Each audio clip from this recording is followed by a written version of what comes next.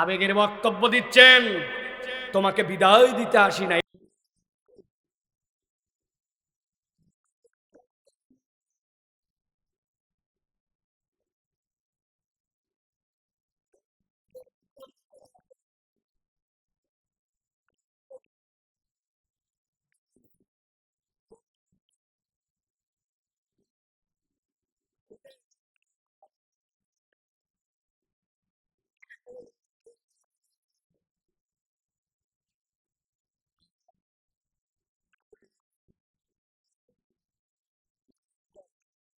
এই সকল কথা অন্য লোকেরা বলবে, আমি বলবো, সাধারণ লোক বলবে, রাষ্ট্রের দায়িত্বে থাকবে তে দীপ্ত কণ্ঠে বলবে, তোমার বিচার করব, তোমার আসামিদেরকে ধরে দৃষ্টান্তমূলক শাস্তি দেব, এতদিনের আলটিমেটাম দিলাম, চেষ্টা করব। এটা হবে রাষ্ট্রের প্রধানের বক্তব্য।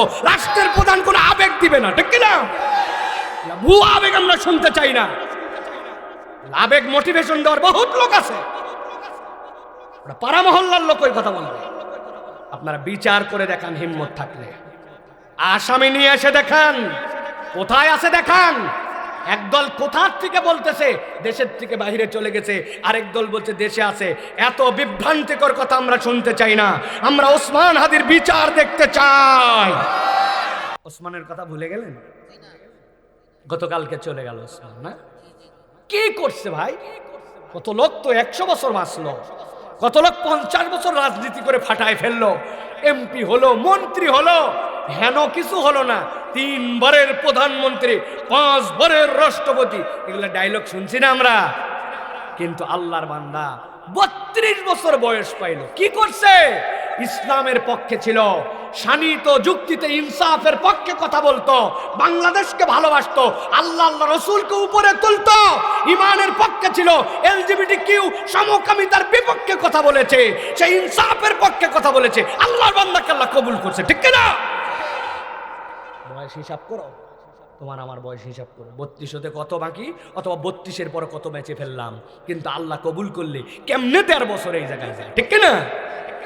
এক জুমার দিনে আক্রান্ত হয়ে আল্লাহ 7 দিন কেন রাখলেন? অনেক ভাবলাম, তৎক্ষণাৎ তো মরতে পারত।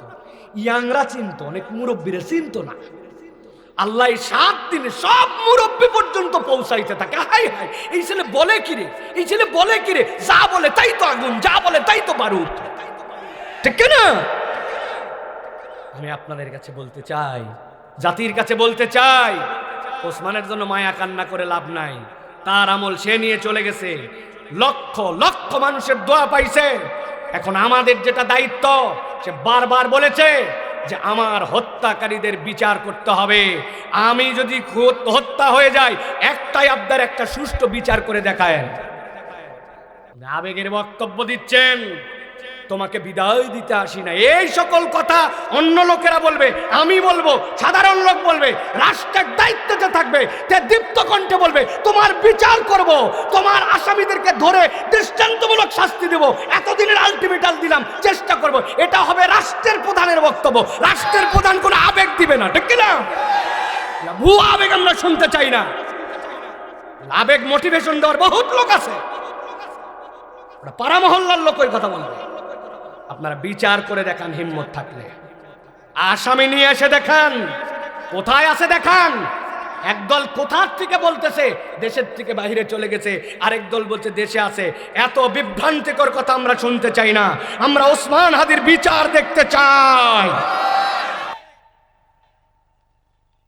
প্রিয় ভাইয়েরা, আপনারা শপথ নেন আল্লাহ রাব্বুল আলামিনের জন্য ডেডিকেটেড হওয়ার, কোরআনের জন্য ডেডিকেটেড হওয়ার। হাদির আবেগ বিক্রি করলে হবে না। আমরা এই বক্তব্য দিয়ে আপনাদের কাছে কেবলমাত্র একটা আবেগ সৃষ্টি করবো, এটার কোনো লাভ নাই। হাদিকে অ্যানালাইসিস করেন, 3টা জিনিস তার সাথে ছিল। শহীদি তামান্না, এটা হৃদয় থেকে না আসলে হয় না। জীবন আল্লাহর জন্য দিয়ে দিব, এটা কথায় কথায় বলা এত সোজা না। 2 নম্বর যুক্তিগুলা দেখেন, শানিত যুক্তি, তুখার মেধা, তার প্রয়োগ। আপনি আজগুবি একটা কথা বলবেন, খালি হই হই করবেন আর গরম মারবেন, এই দিন নাই। আপনার যুক্তির পিঠে অকাট্যতা এবং আপনার দালিলিক ভিত্তি থাকা লাগবে, ঠিক না? 3 নম্বরে ইনসাফ, মানসিকতা। আল্লাহ বলেছেন, ইন্নাল্লাহা ইয়ামুরুকুম বিল আদলি ওয়াল ইহসান। আল্লাহ দায়িত্ব দিয়েছেন তোমাকে আদালতের পক্ষে থাকতে হবে।